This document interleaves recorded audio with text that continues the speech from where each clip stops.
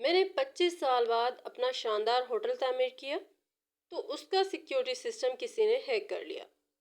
میں نے ملک کے بہترین انجینئرز بلوائے مگر لگ رہا تھا کہ آج میں برباد ہو گیا کہ اچانک پھٹے پرانے کپڑوں میں موجود ایک لڑکا جو میرے عالیشان کا معمولی سا ویٹر تھا آیا اور کنٹرول چیئر پر بیٹھ گیا۔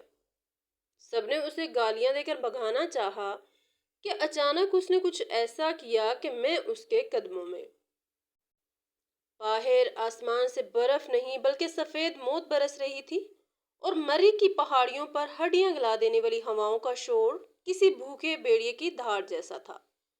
مگر میرے ہوٹل دی گرینڈ سفائر کے اندر دنیا ہی الگ تھی، جہاں گرمائش، روشنی اور دولت کا رقص جاری تھا۔ میں زاویار افریدی اپنے محل کی بالکنی میں کھڑا نیچے ہال میں موجود ملک کے طاقتور ترین لوگوں کو دیکھ رہا تھا۔ میرے ہاتھ میں کرسٹل کا گلاس تھا اور ہونٹوں پر ایک مغرور مسکراہٹ۔ میں آج کی رات خدا بنا ہوا تھا کیونکہ میں دنیا کا وہ سیکیورٹی سسٹم لانچ کرنے والا تھا جسے توڑنا ناممکن مانا جاتا تھا۔ میرا شاہکار سیمنٹل ایکس جسے تعمیر کرنے کے لیے میں نے اپنی زندگی کے 25 سال لگا دیے تھے، بال سیاہ سے سفید کر دیے تھے، اس ہوٹل پر میں کیوں نہ غرور کرتا؟ یہ تو میرا حق تھا۔ میں نے اپنی یہ ساکھ بنانے کے لیے نہ جانے کیسے کیسے دل توڑے تھے، اپنی راہ میں آنے والی ہر کمزوری کو ٹھوکر ماری تھی، اور آج جب میں اپنی کامیابی کے بالکل قریب کھڑا تھا، صرف چند سیکنڈ کی دوری پر، تو میرا سینہ چوڑا ہو رہا تھا۔ مگر مجھے کیا خبر تھی کہ میرا یہ غرور اگلے چند لمحوں میں خاک میں ملنے والا ہے اور یہ عالی شان ہوٹل ایک ایسے جدید قبرستان میں بدلنے والا ہے جہاں کفن کی جگہ برف ہوگی۔ گھڑی کی سوئیوں نے جیسے ہی 12 کے ہندسے کو چھوا اور لوگوں نے خوشی سے نعرہ بلند کرنے کے لیے منہ کھولا، ٹھیک اسی لمحے ایک زوردار دھماکے جیسی آواز نے عمارت کی بنیادیں ہلا دیں۔ اور پھر وہ اندھیرا چھا گیا جسے میں موت کا اندھیرا کہتا ہوں۔ فانوس بجھ گئے، موسیقی کا گلا گھونٹ دیا گیا اور اگلے ہی سیکنڈ ایمرجنسی لائٹس کی خونی روشنی نے میرے مہمانوں کے چہروں کو بھوتوں جیسا بنا دیا۔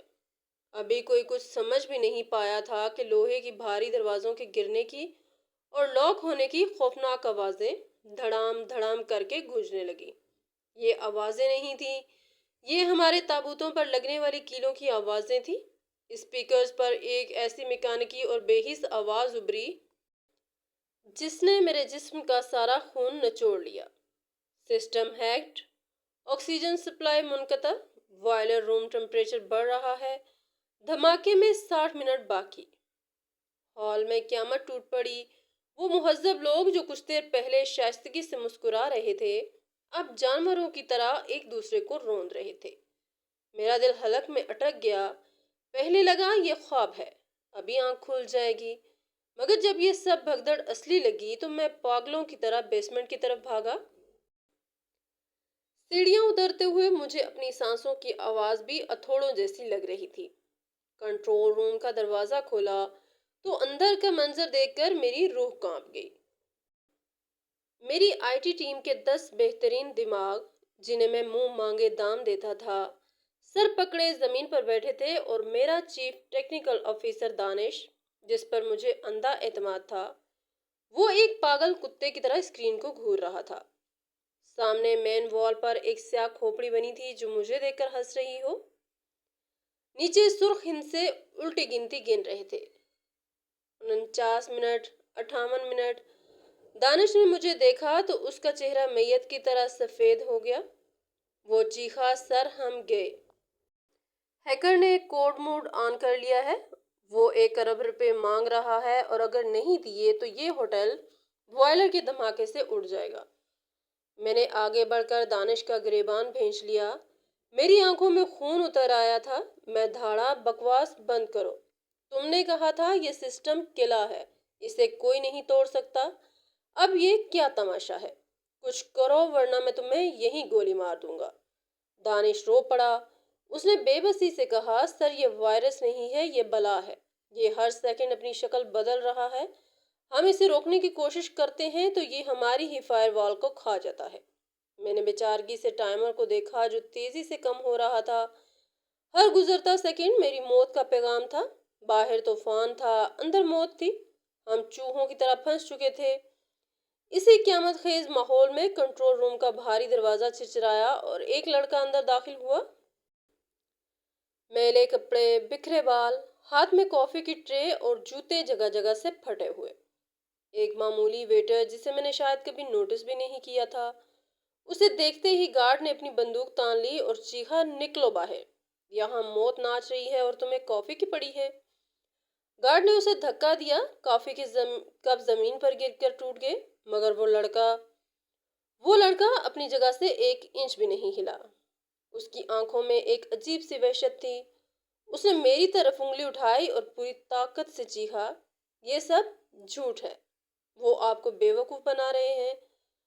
اس کی آواز میں ایسی کاٹ تھی کہ میں بھی سہم گیا۔ وہ بولا، سر یہ وائرس صرف ایک دھوکہ ہے، وہ سامنے سے حملہ نہیں کر رہے، وہ پچھلے دروازے سے آپ کے پروسیسر کو پگھلا رہے ہیں۔ اگر آپ نے سرور 3 کی تار نہ کاٹی تو اگلے 5 منٹ میں یہ سب ختم ہو جائے گا۔ دانش نے کہکہا لگایا، ایک ایسا کہکہا جو پاگل پن کا تھا۔ سر یہ ان پڑھ جاہل اب ہمیں ٹیکنالوجی سکھائے گا، اسے باہر پھینکیں۔ جاؤ تم چائے پانی پر دھیان دو، یہ تمہارے دماغ سے اوپر کی چیز ہے۔ اس نے عقیدت سے کہا، مگر سر آپ کو سمجھ نہیں آ رہا، اس کا نام ایان تھا۔ اس کی نظریں اسکرین پر جمی ہیں اور وہ پسینے میں شرابور ہے، ڈوبتے کو تنکے کا سہارا۔ میں نے ایک جنونی فیصلہ کیا۔ میں نے گارڈ کو پیچھے ہٹایا اور ایان سے کہا، اگر تم جھوٹ بول رہے ہو تو قسم ہے مجھے اس رات کی، میں تمہیں زندہ دفن کر دوں گا۔ ایان نے کوئی جواب نہیں دیا۔ وہ آگے بڑھا اور مین کنٹرول کی کرسی پر بیٹھ گیا۔ اس کے ہاتھ کانپ رہے تھے، مگر جیسے ہی اس نے کی بورڈ کو چھوا، اس کی انگلیاں مشین گن کی طرح چلنے لگی۔ اس نے کچھ ٹائپ کیا اور پھر وہ ہوا جس کا تصور بھی خوفناک تھا۔ ایان نے پوری طاقت سے انٹر کا بٹن دبایا اور ایک زوردار دھماکے کے ساتھ کنٹرول روم کی رہی سہی لائٹیں بھی بجھ گئیں۔ سارا سسٹم بند ہو گیا۔ اسکرین بالکل سیاہ ہو گئی اور وہ سرخ ٹائمر بھی غائب ہو گیا۔ مکمل اندھیرا اور سناٹا، صرف ہماری سانسوں کی آوازیں۔ ایک لمحے کے لیے ہمیں لگا کہ شاید ہم بچ گئے، مگر پھر دانش کی دل خراش چیخ گونجی، اس نے سسٹم کریش کر دیا، اس پاگل نے سب ختم کر دیا، اب بوائلر کسی بھی وقت پھٹ جائے گا۔ انجینئرز پاگلوں کی طرح ایان کی طرف لپکے۔ گارڈ نے اس کے سر پر بندوق رکھ دی۔ میں بھی غصے سے پاگل ہو گیا۔ میں نے ایان کو کالر سے پکڑ کر کرسی سے نیچے گرایا اور اندھیرے میں اسے ٹھوکریں مارنے لگا۔ تم نے یہ کیا کیا؟ تم نے ہمیں مروایا، تم ہیکرز کے ساتھ ملے ہوئے ہو۔ ہر طرف سے گالیوں اور بددعاؤں کی بارش ہو رہی تھی۔ ایان زمین پر پڑا تھا، اس کے ہونٹ پھٹ چکے تھے، مگر وہ ہنس رہا تھا۔ ہاں، وہ پاگلوں کی طرح ہنس رہا تھا۔ اس نے چیخ کر کہا، ہاتھ ہٹاؤ بے وقوفو، میں نے سسٹم کو مارا نہیں ہے، میں نے اسے کوما میں ڈالا ہے تاکہ وائرس کا رابطہ ٹوٹ سکے۔ کسی نے اس کی نہیں سنی، سب اسے مار رہے تھے۔ وقت گزر رہا تھا، ہمیں موت کی آہٹ سنائی دے رہی تھی۔ اچانک ایان نے گارڈ کو دھکا دیا اور پھر سے کرسی پر چڑھ گیا۔ میں اس کے کان میں دھاڑا، لڑکے سن لو، میرا سب کچھ داؤ پر لگا ہے، میری عزت، میری دولت اور میرے مہمانوں کی جان۔ اگر تم نے بچا لیا تو منہ مانگا انعام دوں گا، اور اگر ڈبو دیا تو یقین رکھنا اس پہاڑ سے تمہاری لاش بھی نیچے نہیں اترے گی۔ ایان نے ایک لمحہ ضائع کیے بغیر کرسی سنبھالی۔ اس نے اپنے کھردرے اور میلے ہاتھوں سے اس کروڑوں روپے کے کمپیوٹر کو چھوا تو اس سے لگا جیسے وہ کسی بچھڑے ہوئے دوست سے مل رہا ہے۔ اس کے اندر کا خوف ختم ہو گیا۔ اس نے کی بورڈ پر انگلیاں رکھیں اور پھر کمرے میں موجود لوگ دنگ رہ گئے۔ اس کی رفتار اتنی تیز تھی کہ بٹوں کی آواز مشین گن کی طرح لگ رہی تھی۔ ایان نے رنگین اسکرین بند کر دی اور کالی اسکرین پر سفید لکھائی شروع کر دی۔ وہ ایک جنگجو کی طرح ڈیجیٹل میدان میں اتر چکا تھا۔ ہیکرز نے جب دیکھا کہ ان کا حملہ کمزور پڑ رہا ہے تو انہوں نے جوابی وار کیا۔ ہوٹل کے تمام کمروں کے دروازے تیزی سے کھلنے اور بند ہونے لگے، لائٹیں پاگلوں کی طرح جلنے اور بجھنے لگیں تاکہ ایان کا دھیان بھٹکایا جا سکے۔ مگر ایان پتھر کی مورتی بنا اسکرین میں گھسا ہوا تھا۔ اس کے ماتھے پر پسینے کی بوندیں تھیں جو ٹپک کر کی بورڈ پر گر رہی تھیں۔ اس کے ہونٹ ہل رہے تھے جیسے وہ خود سے باتیں کر رہا ہو۔ نہیں، تم مجھے ایسے نہیں روک سکتے، میں تمہارا راستہ جانتا ہوں، وہ زیر لب بڑبڑا رہا تھا۔ میں اس کے پیچھے کھڑے سانس روکے یہ منظر دیکھ رہا تھا۔ پہلی بار مجھے اس لڑکے ایان کے اندر میں، اس کے مڑنے کے انداز میں، اس کے غصے میں کچھ بہت ہی جانا پہچانا لگ رہا تھا۔ ایک ایسی جھلک جو مجھے ماضی کے بند دریچوں میں لے جا رہی تھی، مگر میں اس خیال کو جھٹک کر حال میں واپس آ گیا۔ 30 منٹ گزر چکے تھے، جنگ اب بھی جاری تھی۔ ایان اچانک رکا۔ اس نے اپنی جیب سے ایک چھوٹی سی ٹوٹی ہوئی ڈیوائس نکالی جو ٹیپ سے جڑی ہوئی تھی اور کسی پرانے میوزک پلیئر جیسی لگ رہی تھی۔ اس نے اس کی تار سسٹم کے ساتھ جوڑ دی۔ دانش چلایا، یہ کیا کباڑ لگا رہے ہو؟ سسٹم جل جائے گا۔ مگر میں بغور اس کا جنون دیکھ رہا تھا، سانس روکے۔ وہ زیر لب کچھ بڑبڑا رہا تھا۔ چل جا، خدا کے لیے چل جا۔ دانش چیخ رہا تھا، گولی مارو اس سے، یہ بم بلاسٹ کرے گا۔ گارڈ نے ٹریگر دبایا ہی تھا کہ میں نے اس کا ہاتھ اوپر کر دیا۔ گولی چھت میں لگی۔ میں نہیں جانتا تھا میں نے ایسا کیوں کیا۔ شاید اس لڑکے کی دیوانگی میں مجھے کوئی سچائی نظر آ گئی تھی۔ ایان نے آخری کوڈ ٹائپ کیا۔ اس کا پورا جسم پسینے میں نہایا ہوا تھا۔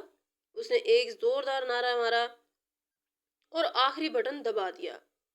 1 سیکنڈ، 2 سیکنڈ، 3 سیکنڈ، کچھ بھی نہیں ہوا۔ موت کا سناٹا اور گہرا ہو گیا۔ دانش نے روتے ہوئے زمین پر سر رکھ دیا۔ میں نے بھی آنکھیں بند کر لی۔ ہم ہار گئے تھے۔ مگر تبھی اچانک ایک ہلکی سی بیپ کی آواز آئی، پھر دوسری، اور پھر ایک طوفان کی طرح سسٹم جاگ اٹھا۔ اسکرین روشن ہوئی، مگر وہاں کالی کھوپڑی نہیں تھی۔ وہاں سبز رنگ کے بڑے بڑے حروف میں لکھا تھا، تھریٹ ایلیمنیٹڈ، سسٹم ریبوٹڈ۔ ساتھ ہی اے سی کے وینٹس سے ٹھنڈی ہوا آئی اور لائٹیں جل اٹھیں۔ میں پتھر کا ہو کر کھڑا تھا۔ دانش کا منہ کھلا رہ گیا۔ گارڈ کی بندوق ہاتھ سے گر گئی۔ وہ لڑکا جسے ہم نے مارا، جسے ہم نے گالیاں دی، وہ کرسی پر نڈھال پڑا تھا۔ اس کے منہ سے خون بہہ رہا تھا، مگر اس کی آنکھوں میں ایک ایسی چمک تھی جو اس کمرے کی تمام روشنیوں سے زیادہ تیز تھی۔ میں لڑکھڑاتے قدموں سے اس کے پاس گیا۔ میرا غرور، میرا تکبر سب پگھل چکا تھا۔ میں نے کانپتی آواز میں پوچھا، کون ہو تم؟ اس نے بمشکل سر اٹھایا۔ اس کی سانسیں اکھڑ رہی تھی۔ اس نے مسکرانے کی کوشش کی اور دھیمی آواز میں بولا، صاحب، میں وہی ہوں جسے آپ نے جوتے کی نوک پر رکھا تھا۔ میں صرف ایک ویٹر ہوں۔ اس لمحے مجھے احساس ہوا کہ میں نے آج اپنی موت کو شکست نہیں دی، بلکہ اس لڑکے نے اپنی جان پر کھیل کر مجھے زندگی بھیک میں دی ہے۔ مگر میرے وہم و گمان میں بھی نہیں تھا کہ یہ لڑکا صرف میری جان بچانے نہیں آیا، یہ مجھ سے میرا ماضی، میرا گناہ اور میرا خون مانگنے آیا ہے۔ کنٹرول روم میں چھایا ہوا سکوت کسی قبرستان جیسا تھا۔ ایک لمحہ پہلے جہاں چیخو پکار اور موت کا رقص تھا، اب وہاں صرف کمپیوٹر کے پنکھوں کی مدھم آواز اور ہماری اپنی بھاری سانسوں کی آوازیں تھیں۔ میں زاویار افریدی اپنی جگہ پر منجمد کھڑا تھا۔ میرے سامنے کرسی پر نڈھال پڑا وہ لڑکا ایان اب مجھے کوئی معمولی ویٹر نہیں لگ رہا تھا۔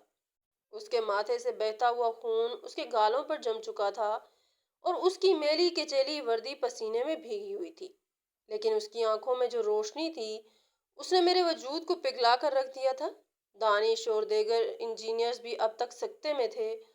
انہیں یقین نہیں آ رہا تھا کہ جس طوفان کے آگے انہوں نے گھٹنے ٹیک دیے تھے، اسے ایک ان پڑھ سمجھے جانے والے لڑکے نے اپنی ٹوٹی پھوٹی ڈیوائس سے کیسے روک لیا۔ میں آہستہ آہستہ چلتا ہوا ایان کے قریب گیا۔ میرے قدم ایسے بھاری ہو رہے تھے جیسے میں کسی دلدل میں چل رہا ہوں۔ میرے دل میں ایک عجیب سی بے چینی تھی، ایک ایسا انجانا خوف جو مجھے اندر سے کھا رہا تھا۔ میں نے ایان کے کاندھے پر ہاتھ رکھا تو وہ چونک گیا۔ اس نے ڈری ہوئی نظروں سے مجھے دیکھا اور کرسی سے اٹھنے کی کوشش کی۔ اس کے منہ سے دھیمی سی آواز نکلی، صاحب میں جاؤں؟ میری ماں انتظار کر رہی ہوگی۔ اس کی یہ بات میرے سینے میں تیر کی طرح لگی۔ میں نے اسے روکا اور اپنی جیب سے رومال نکال کر اس کے ماتھے کا خون صاف کرنے لگا۔ وہ حیران تھا کہ اتنا بڑا مالک ایک ملازم کا خون صاف کر رہا ہے۔ میں نے اس کی آنکھوں میں جھانکتے ہوئے پوچھا، ایان سچ سچ بتاؤ، تم نے وہ کوڈ کہاں سے سیکھا؟ وہ بیک ڈور انٹری جو تم نے استعمال کی وہ دنیا کی کسی کتاب میں نہیں لکھی۔ وہ صرف ایک ہی شخص کے دماغ میں تھی اور وہ میں ہوں۔ تمہارے پاس وہ چابی کہاں سے آئی؟ ایان نے ایک لمحہ توقف کیا، پھر اس نے اپنی جیب سے وہی ٹوٹی ہوئی ٹیپ لگی ڈیوائس نکالی اور اسے میری ہتھیلی پر رکھ دیا۔ اس نے کہا، سر یہ میں نے نہیں بنایا۔ یہ میری ماں کے پاس ایک پرانی ڈائری تھی جس میں کچھ عجیب و غریب نمبر اور نقشے لکھے تھے۔ میں بچپن سے ان نمبروں کو دیکھتا تھا۔ مجھے لگا یہ کوئی پہیلی ہے۔ میں نے سالوں لگا کر ان نمبروں کو سمجھا اور یہ کوڈ بنایا۔ میری ماں کہتی تھی کہ یہ تمہارے باپ کی امانت ہے جو بہت بڑے انجینئر تھے، مگر شاید دنیا انہیں سمجھ نہیں پائی۔ یہ سنتے ہی میرے دماغ میں ایک زوردار دھماکہ ہوا، میرے ہاتھ کانپنے لگے۔ میں نے لڑکھڑاتی ہوئی آواز میں پوچھا، تمہارے باپ کا کیا نام ہے؟ ایان نے سر جھکا لیا اور اداسی سے بولا، مجھے نہیں معلوم سر، ماں کہتی ہے وہ مر چکے ہیں۔ میں نے انہیں کبھی نہیں دیکھا، بس ان کی یہ ڈائری اور کچھ پرانی کتابیں ہی میرا اثاثہ ہے۔ میرا دل زور زور سے دھڑکنے لگا، ایک عجیب سا شک یقین میں بدلنے لگا تھا۔ میں نے ہمت جمع کی اور وہ سوال پوچھا جس کا جواب شاید میری زندگی برباد کرنے والا تھا یا شاید سنوارنے والا۔ میں نے پوچھا، تمہاری ماں کا نام کیا ہے؟ ایان نے سر اٹھایا اور کہا، زینب، زینب بی بی۔ یہ نام سنتے ہی میرے کانوں میں سیٹیاں بجنے لگیں، میری آنکھوں کے سامنے اندھیرا چھا گیا۔ زینب، وہی نام جسے میں 15 سال پہلے اپنے ماضی کے کوڑے دان میں پھینک چکا تھا، وہی زینب جس پر میں نے چوری اور دھوکے کا الزام لگا کر اسے برفانی رات میں گھر سے نکال دیا تھا۔ مجھے یاد آیا کہ جب وہ جا رہی تھی تو وہ چلا چلا کر کہہ رہی تھی کہ زاویار تم پچھتاؤ گے، میرے پیٹ میں تمہاری نشانی ہے، مت کرو ایسا۔ لیکن میں نے اپنے غرور میں اس کی ایک نہ سنی تھی اور آج وہی نشانی میرے خون میرے سامنے تھا اور اس نے میری زندگی بچائی تھی۔ میں نے ایان کے چہرے کو غور سے دیکھا، اب مجھے اس پر کوئی ویٹر نظر نہیں آ رہا تھا، مجھے اس کی آنکھوں میں اپنی آنکھیں نظر آ رہی تھیں، اس کی اونچی پیشانی، اس کے بات کرنے کا انداز، اس کا غصہ، اس کی ضد، یہ سب میرا ہی تو عکس تھا۔ میرا پورا جسم کانپنے لگا، میں گھٹنوں کے بل زمین پر گر گیا۔ ایان گھبرا گیا، اس نے مجھے پکڑنے کی کوشش کی، صاحب کیا ہوا؟ آپ کی طبیعت خراب ہو رہی ہے؟ لیکن میں اس کی بات نہیں سن رہا تھا۔ میرے اندر پچھتاوے کا ایسا لاوا پھٹ پڑا تھا جو مجھے جلا رہا تھا۔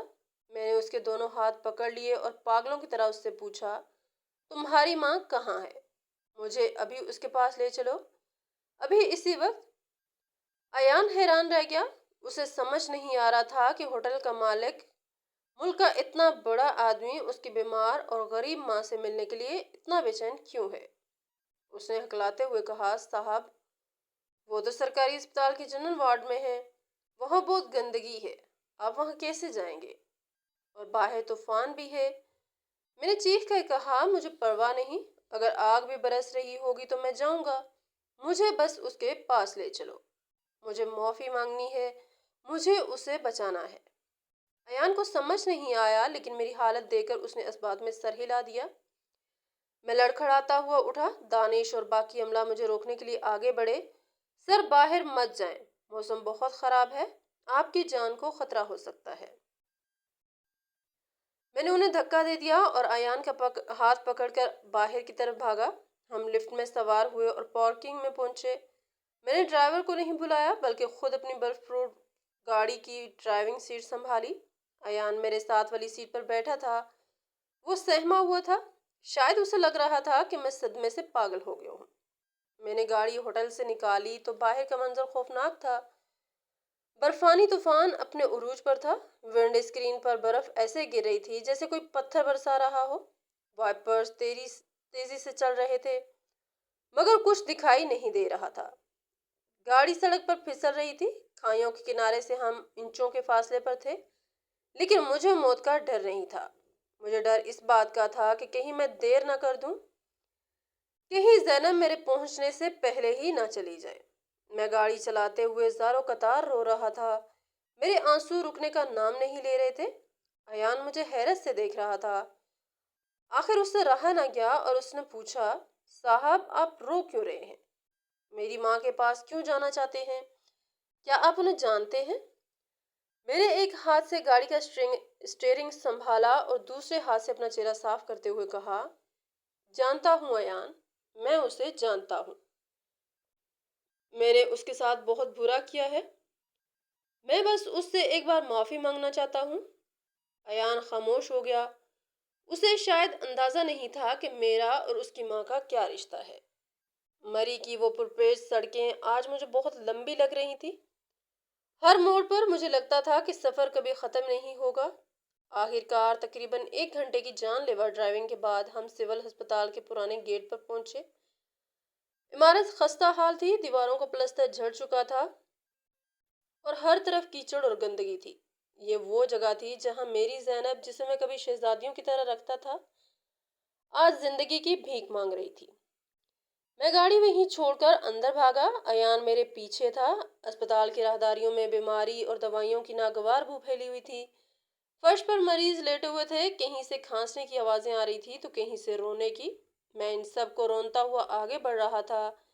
میرے مہنگے جوتے کیچڑ میں لت پت ہو چکے تھے، میرا کوٹ کہیں اٹک کر پھٹ گیا تھا، مگر مجھے ہوش نہیں تھا۔ ایان مجھے لے کر ایک وارڈ کے دروازے پر رکا۔ اس نے اشارہ کیا، صاحب، وہ رہی میری ماں۔ میں نے اندر جھانکا تو میرا کلیجہ منہ کو آ گیا۔ وارڈ کے کونے میں ایک زنگ آلود بیڈ پر ایک عورت بے سدھ پڑی تھی۔ اس کے اوپر ایک پتلی سی سرکاری چادر تھی اور اس کے چہرے پر آکسیجن ماسک لگا ہوا تھا۔ میں نے اسے پہچاننے کی کوشش کی، مگر بیماری اور غربت نے اس کا حلیہ بگاڑ دیا تھا۔ وہ ہڈیوں کا ڈھانچہ بن چکی تھی، اس کے بال سفید ہو چکے تھے اور آنکھوں کے گرد گہرے سیاہ حلقے تھے۔ کیا یہ وہی زینب تھی، میری خوبصورت زندہ دل زینب؟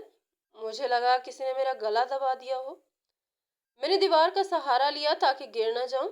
ایان بھاگ کر اپنی ماں کے پاس گیا اور اس نے پیار سے اس کے ماتھے پر ہاتھ رکھا۔ ماں، دیکھو کون آیا ہے، وہ ہوٹل والے صاحب ہیں، میں نے ان کا کام کر دیا، اب وہ تمہارا علاج کرائیں گے۔ زینب کے جسم میں ہلکی سی جنبش ہوئی، اس نے بہت مشکل سے اپنی بھاری پلکیں اٹھائیں، اس کی نظریں دھندلی تھیں۔ اس نے پہلے ایان کو دیکھا اور پھر اس کے پیچھے کھڑے مجھے دیکھا۔ ہماری نظریں ملی تو وقت تھم گیا۔ 15 سال کا فاصلہ ایک لمحے میں سمٹ گیا۔ اس کی آنکھوں میں وہی معصومیت تھی جو 15 سال پہلے تھی، جب میں نے اسے گھر سے نکالا تھا۔ اس نے مجھے پہچان لیا۔ میں نے دیکھا کہ اس کی آنکھوں میں ایک دم سے آنسو مانڈ آئے۔ اس نے کانپتے ہوئے ہاتھ سے آکسیجن ماسک ہٹانے کی کوشش کی۔ میں دوڑ کر اس کے پاس گیا اور اس کے قدموں میں گر گیا۔ میں نے اس کا ٹھنڈا اور کمزور ہاتھ اپنے ہاتھوں میں لے کر لیا اور پھوٹ پھوٹ کر رو پڑا۔ زینب، مجھے معاف کر دو، خدا کے لیے مجھے معاف کر دو۔ میں اندھا ہو گیا تھا، میں نے تم پر ظلم کیا۔ دیکھو میں آ گیا ہوں، میں اب سب ٹھیک کر دوں گا۔ اسپتال کا عملہ اور باقی مریض حیرت سے دیکھ رہے تھے کہ ایک سوٹ بوٹ والا امیر آدمی ایک فقیرنی کے قدموں میں کیوں رو رہا ہے۔ زینب نے کچھ بولنے کی کوشش کی، مگر اس کی آواز نہیں نکل رہی تھی، صرف اس کے ہونٹ ہل رہے تھے۔ میں نے اپنا کان اس کے منہ کے قریب کیا تو اس نے بہت مدھم آواز میں، جو شاید اس کی آخری سانسوں کی طرح تھی، کہا، زاویار تم آ گئے، میں جانتی تھی تم آؤ گے۔ میرا اللہ گواہ ہے، میں نے کوئی گناہ نہیں کیا تھا۔ میں نے تڑپ کر کہا، میں جانتا ہوں زینب، مجھے سب پتہ چل گیا ہے، میں بہت بڑا گنہگار ہوں۔ یہ ایان، یہ میرا بیٹا ہے نا؟ بتاؤ زینب، یہ میرا خون ہے نا؟ زینب نے کمزور سی مسکراہٹ کے ساتھ ایان کی طرف دیکھا جو بت بنا کھڑا یہ سب سن رہا تھا۔ اس کے چہرے پر ہوائیاں اڑ رہی تھیں۔ زینب نے اسبات میں سر ہلایا اور پھر میرا ہاتھ ایان کے ہاتھ پر رکھ دیا۔ اس لمحے ایان کو جیسے کرنٹ لگا، وہ پیچھے ہٹا اور اس نے خوف اور حیرت سے میری طرف دیکھا۔ کیا؟ یہ آپ کیا کہہ رہے ہیں؟ یہ میرا باپ نہیں، یہ نہیں ہو سکتا۔ ایان چیخا، ماں تم نے تو کہا تھا میرا باپ مر گیا ہے، یہ جھوٹ ہے نا؟ زینب کی آنکھوں سے آنسو بہ کر تکیے میں جذب ہو رہے تھے۔ اس نے ایان کا ہاتھ زور سے دبایا اور اشارہ کیا کہ یہ سچ ہے۔ میں نے ایان کی طرف ہاتھ بڑھایا۔ ہاں میرے بیٹے، میں ہی تمہارا بدقسمت باپ ہوں جس نے تمہیں پیدا ہوتے ہی ٹھکرا دیا تھا۔ مجھے مار لو، مجھے گالیاں دے لو، مگر مجھے دھتکارنا مت۔ ایان نے نفرت سے میرا ہاتھ جھٹک دیا۔ اس کی آنکھوں میں اب احترام نہیں تھا، وہاں نفرت کی آگ تھی۔ دور رہے مجھ سے، آپ میرے باپ نہیں ہو سکتے۔ میرا باپ وہ تھا جس کی کہانی مجھے میری ماں سناتی تھی۔ آپ تو ایک قاتل ہیں، آپ نے میری ماں کو اس حال تک پہنچایا ہے۔ ایان کا غصہ بجا تھا، میں اس کا مجرم تھا، مگر ابھی میرے پاس وقت نہیں تھا۔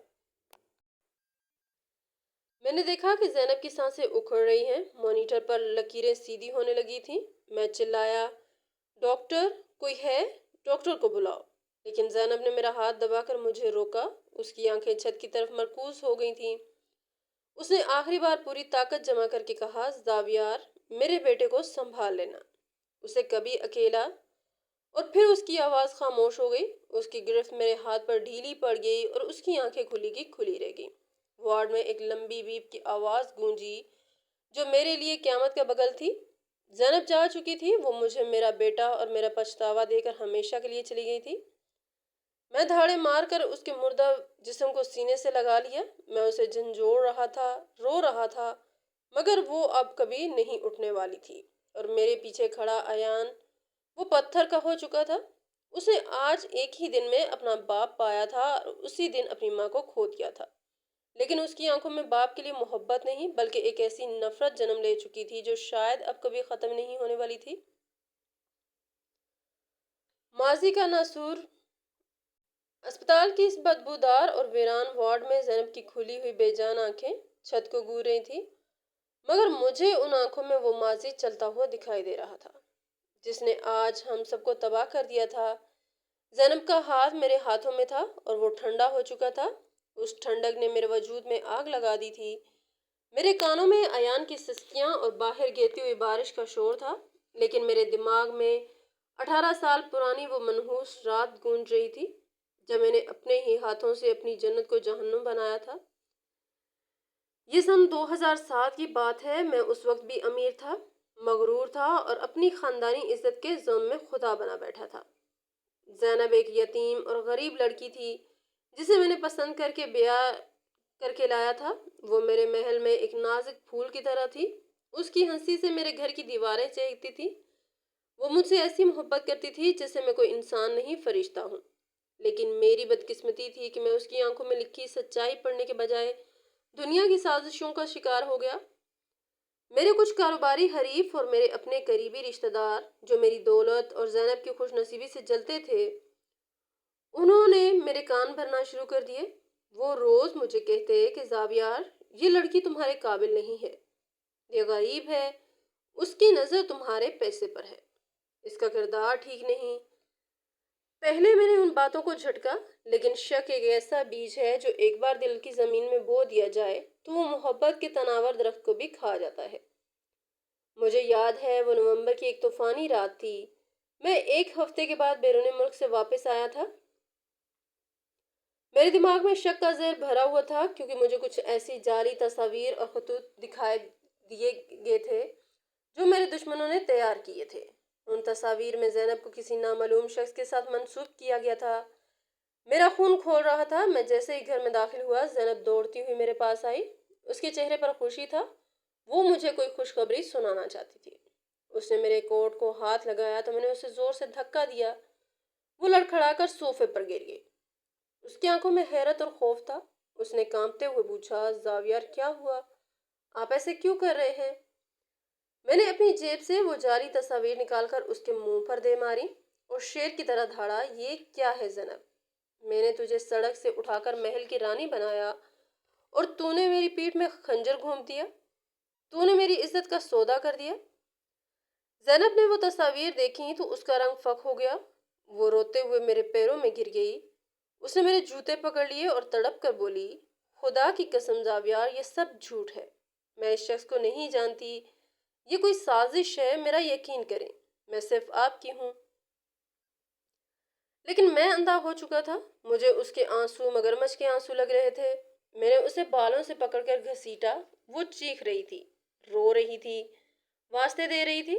گھر کے ملازم سہمے ہوئے کھڑے تھے، مگر کسی میں اتنی ہمت نہیں تھی کہ وہ فرعون کے سامنے بول سکے۔ وہ اسے گھسیٹتا ہوا مین گیٹ تک لے گیا۔ باہر بارش ہو رہی تھی، سرد ہوا چل رہی تھی۔ زینب نے گیٹ کی صلاحیں پکڑ لیں اور چیخ کر کہا، زاویار مجھے مت نکالے، میرے پاس جانے کی کوئی جگہ نہیں ہے، اور سنیں میں اکیلی نہیں ہوں، میں امید سے ہوں۔ آپ باپ بننے والے ہیں، خدا کے لیے اپنے بچے پر رحم کھائیں۔ یہ سن کر میں ایک لمحے کے لیے ٹھٹکا۔ میرے اندر کے شیطان نے فوراً کہا کہ یہ بھی اس کا ایک ڈرامہ ہے، یا پھر یہ بچہ بھی اسی گناہ کا نتیجہ ہے۔ میں نے نفرت سے اس کے پیٹ کی طرف دیکھا اور وہ تاریخی جملہ کہا جو آج میرے دل کو چیر رہا ہے۔ میں نے کہا تھا، یہ بچہ میرا نہیں ہے، یہ تیرے گناہ کی نشانی ہے، لے جا اسے اور دفع ہو جا میری زندگی سے۔ آج کے بعد اگر تمہیں مڑ کر بھی دیکھا تو میں تجھے جان سے مار دوں گا۔ میں نے ایک زوردار جھٹکا دیا، وہ منہ کے بل کیچڑ میں جا گری، اس کے پیٹ پر چوٹ لگی، وہ درد سے کرا اٹھی۔ اس نے ہاتھ اٹھا کر میری طرف دیکھا، اس کی آنکھوں میں اب التجا نہیں تھی، ایک ٹوٹا ہوا مان تھا۔ ایک سوال تھا کہ کیا محبت کا یہی صلہ ہوتا ہے؟ میں نے گیٹ بند کر دیا اور اندر آ گیا۔ مجھے لگا میں نے اپنی عزت بچا لی، مگر مجھے نہیں معلوم تھا کہ میں نے اپنی عزت نہیں بلکہ اپنی قسمت کو باہر پھینک دیا ہے۔ وہ رات زینب نے کیسے گزاری ہوگی، یہ سوچ کر میری روح آج بھی کانپ جاتی ہے۔ وہ نازک لڑکی جو اندھیرے سے ڈرتی تھی، وہ اس طوفانی رات میں سڑکوں پر بھٹکتی رہی ہوگی۔ اس نے کیسے ایان جیسا ہیرا جنا ہوگا، اور میں اپنے محل میں عیش کرتا رہا۔ میں دوسری شادیوں کے بارے میں سوچتا رہا، میں اپنی دولت بڑھاتا رہا، یہ سوچے بغیر کہ میری دولت کے اصل وارث تو سڑکوں پر رول رہے ہیں۔ آج جب میں اس کی لاش کے پاس کھڑا تھا تو مجھے اس کے چہرے پر ایک عجیب سا سکون نظر آیا، جیسے وہ کہہ رہی ہو، دیکھو زاویار، میں جیت گئی، میں نے اپنا وعدہ نبھا دیا، میں نے تمہارے بیٹے کو بچا لیا، اب تم جانور اور تمہارا ضمیر۔ ایان میری طرف دیکھ رہا تھا، اس کی آنکھوں میں جو نفرت تھی وہ بیجا نہیں تھی۔ میں اس نفرت کا حقدار تھا۔ زینب کا ہر زخم، ہر آنسو، ہر سسکی میرے گلے کا توق بن چکی تھی۔ میں نے زینب کے ٹھنڈے ماتھے کو چوما۔ یہ میرا اس کے لیے پہلا اور آخری پیار کا اظہار تھا، جو 15 سال کی تاخیر سے ہوا تھا۔ میں نے دل ہی دل میں اس سے کہا، زینب تم تو چلی گئی، مگر مجھے ایک زندہ لاش بنا گئی۔ کاش اس رات میں نے گیٹ بند کرنے سے پہلے ایک بار تمہاری آنکھوں میں دیکھ لیا ہوتا۔ کاش میں نے لوگوں کی باتوں کے بجائے اپنے دل کی سنی ہوئی ہوتی، تو آج ہم تینوں ساتھ ہوتے۔ آج یہ ایان مجھے بابا کہہ کر پکارتا، آج تم زندہ ہوتی، مگر کاش کہ اب یہ الفاظ بے معنی تھے۔ وقت کا دریا بہہ چکا تھا اور اپنے پیچھے صرف تباہی چھوڑ گیا تھا۔ میں ایک قاتل تھا، میں نے خنجر سے نہیں بلکہ اپنے لفظوں اور اپنے شخص سے اپنی بیوی کو مارا تھا، اور اب میرے پاس پچھتاوے کے سوا کچھ نہیں تھا، ایک ایسا پچھتاوا جو مجھے قبر تک نہیں چھوڑے گا۔ میں نے ایان کی طرف دیکھا جو اب بھی بت بنا کھڑا تھا۔ میں جانتا تھا کہ وہ مجھے کبھی معاف نہیں کرے گا، اور شاید اسے کرنا بھی نہیں چاہیے، کیونکہ جو گناہ میں نے کیا تھا اس کی معافی تو شاید آسمان والے سے بھی مشکل سے ملے گی۔ وارڈ میں خاموشی تھی، مگر میرے اندر ایک شور تھا۔ زینب کی خاموش چیخیں میرے ضمیر کو نوچ رہی تھی، اور میں وہاں کھڑا دنیا کا امیر ترین شخص، اس وقت کائنات کا سب سے غریب اور تنہا انسان تھا، جس کے پاس دولت کے انبار تو تھے، مگر خریدنے کے لیے ایک لمحہ بھی نہیں تھا جس میں وہ اپنا ماضی سدھار سکتا۔ ہسپتال کے اس سرد خانے میں زینب کی روح پرواز کر چکی تھی، لیکن پیچھے ایک ایسا طوفان چھوڑ گئی تھی جس نے میری اور ایان کی دنیا کو تہہ و بالا کر دیا تھا۔ وارڈ میں اب صرف میری سسکیوں کی آواز تھی، جبکہ ایان بالکل خاموش کھڑا تھا، ایک ایسی خاموشی جو کسی بڑے دھماکے سے پہلے ہوتی ہے۔ میں نے زینب کے چہرے پر پڑی چادر درست کی اور کانپتے ہوئے ہاتھوں سے اٹھ کر ایان کی طرف بڑھا۔ میں اسے گلے لگانا چاہتا تھا، میں چاہتا تھا کہ وہ میرے سینے پر سر رکھ کر روئے تاکہ میرا بوجھ ہلکا ہو سکے۔ میں نے لرزتی ہوئی آواز میں کہا، ایان بیٹا، میں جانتا ہوں میں بہت برا ہوں، میں نے تم دونوں کے ساتھ ظلم کیا ہے، لیکن یقین کرو مجھے کچھ نہیں پتا تھا۔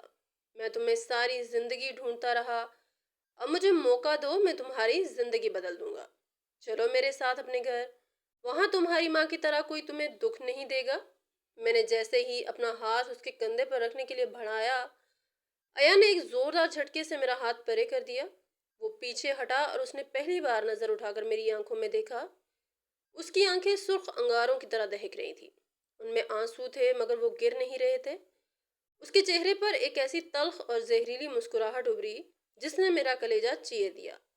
وہ ہنسا، ایک ایسی ہنسی جس میں درد تھا، صدیاں قید تھیں۔ اس نے کہا، گھر؟ کون سا گھر مسٹر زاویار؟ وہ شیشے کا محل جہاں سے آپ نے میری ماں کو کچرے کی طرح باہر پھینکا تھا، یا وہ گھر جو آپ اب مجھے خیرات میں دینا چاہتے ہیں؟ اس کا لہجہ اتنا سخت تھا کہ میں کانپ گیا۔ میں نے کہا، نہیں بیٹا، وہ تمہارا ہی گھر ہے، تم میرے وارث ہو۔ ایان چیخ پڑا، وارث؟ کس چیز کا وارث؟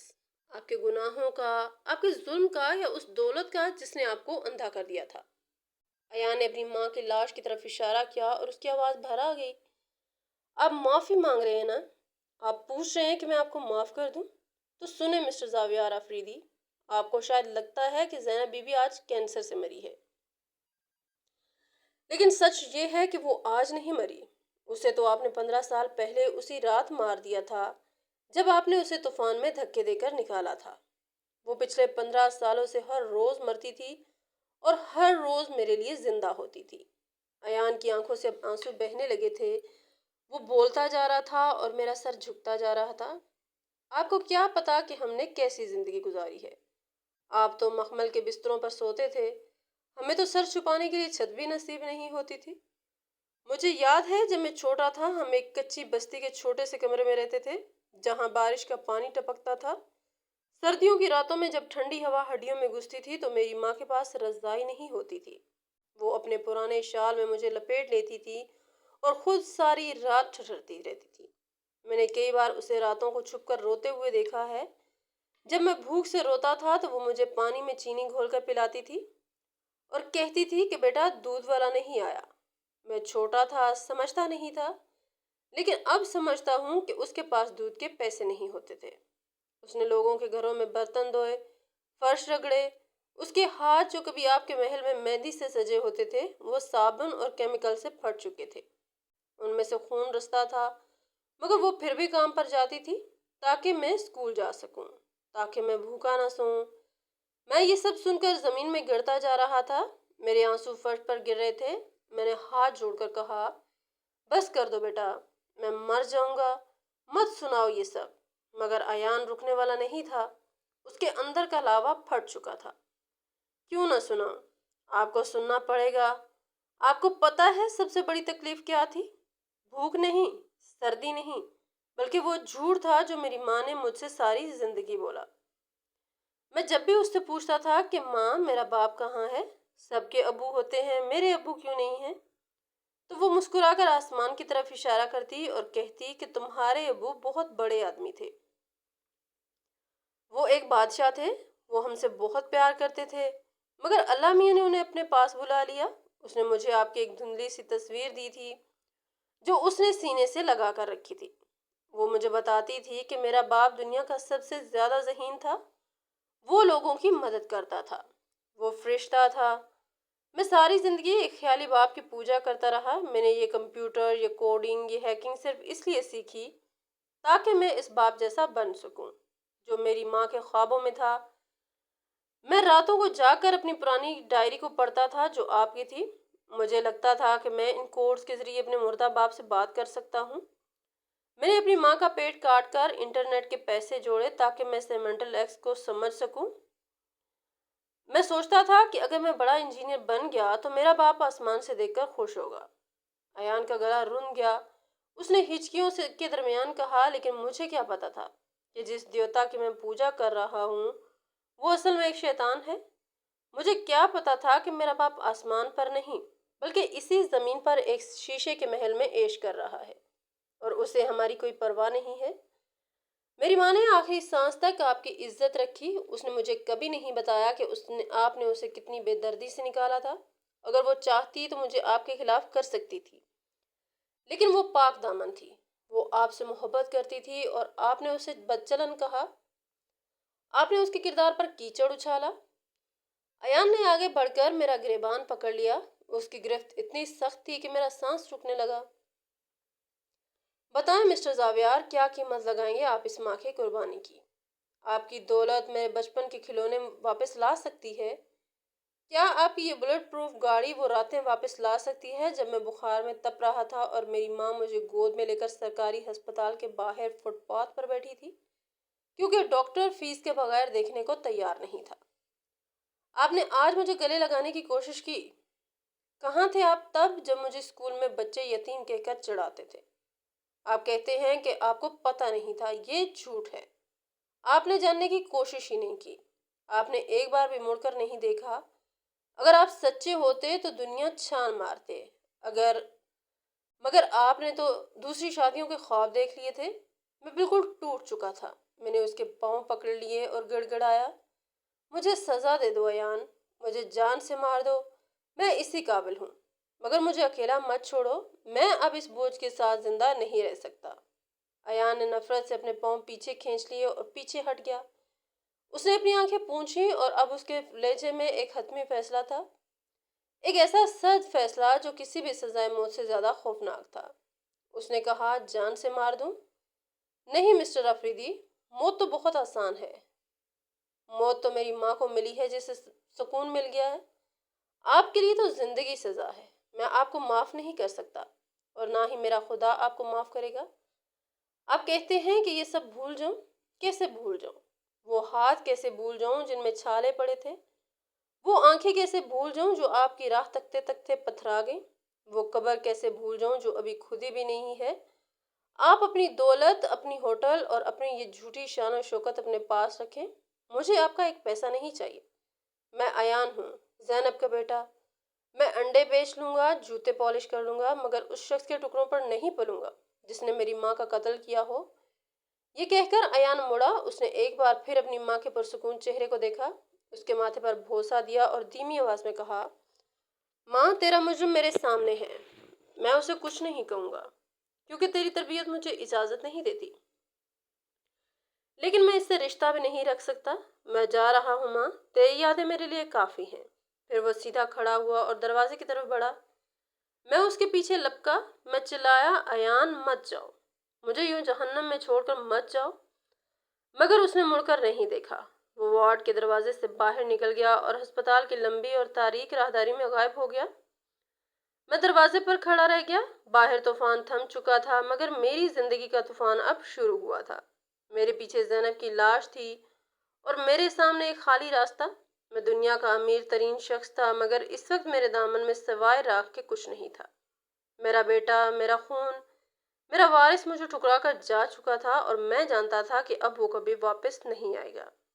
یہ وہ پچھتاوا تھا جس کا کوئی مداوع نہیں تھا، یہ وہ قید تھی جس کی کوئی ضمانت نہیں تھی۔ میں وہیں چوکھٹ پر گر گیا اور خالی ہواؤں کو گھورنے لگا۔ زاویار آفریدی کی کہانی ختم ہو چکی تھی اور ایک زندہ لاش کا سفر شروع ہو چکا تھا، اور شاید یہی میرا انجام تھا۔